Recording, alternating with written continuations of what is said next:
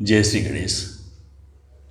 आज मैं आपको भादो मास के कृष्ण पक्ष में पड़ने वाली एकादशी, जिसको अजा एकादशी कहते हैं, उसके महात्म्य और कथा के बारे में चर्चा करूंगा। भगवान श्री कृष्ण ने युधिष्ठिर से कहा, राजन, एकाग्रचित्त होकर सुनो।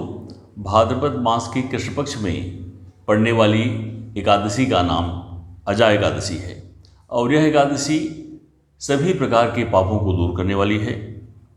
जो भगवान ऋषिकेश की पूजा करने से जो फल मिलता है और जिस तरह से पापों का शमन हो जाता है, उसी तरह का फल इस भाद्रपद मास के कृष्ण पक्ष की एकादशी का व्रत करने से होता है।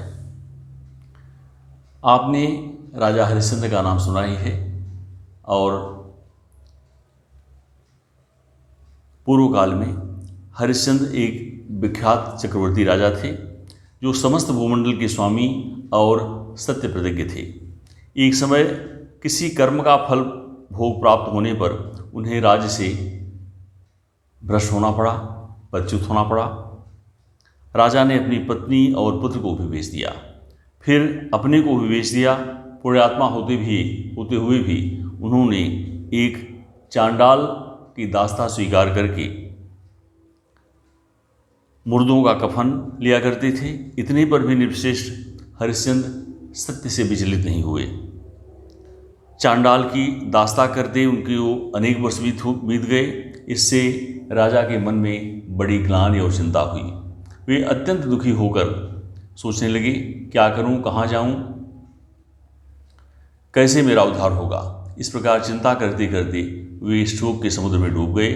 राजा को आतुर जानकर कोई मुनि उनके पास आया। वे महर्षि गौतम थे।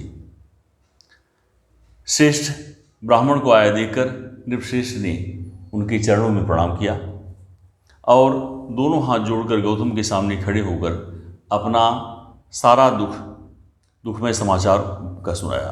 राजा की बात सुनकर गौतम ने कहा, राजन, भादों के कृष्ण पक्ष में अत्यंत कल्याणमयी अजा नाम की एकादशी आ रही है, जो पुण्य प्रदान करने वाली है। इसका व्रत करो, इससे तुम्हारे समस्त पापों का अंत होगा और तुम्हारे भाग्य से आज के 7वें दिन ही भाद्रपद मास की एकादशी आने वाली है। उस दिन उपवास करके रात में जागरण करना। ऐसा कहकर महर्षि गौतम अंतर्धान हो गए। मुनि की बात सुनकर राजा हरिश्चंद्र ने उस उत्तम व्रत का अनुष्ठान किया। उस व्रत के प्रभाव से राजा सारे दुखों से पार हो गए। उन्हें पत्नी का सानिध्य और पुत्र का जीवन भी मिला। आकाश में दुंदुभियां बज उठी, देवलोक से फूलों की वर्षा होने लगी। एकादशी के प्रभाव से राजा ने अकंटक राज्य प्राप्त किया और अंत में वे पुरजन तथा परिजनों के साथ स्वर्गलोक को प्राप्त हो गए। राजा युधिष्ठिर, जो मनुष्य ऐसा व्रत करते हैं वे सब पापों से मुक्त हो स्वर्गलोक में जाते हैं। इसके पढ़ने और सुनने से अश्वमेध यज्ञ का फल मिलता है। बोले वृंदावन बिहारी लाल की जय।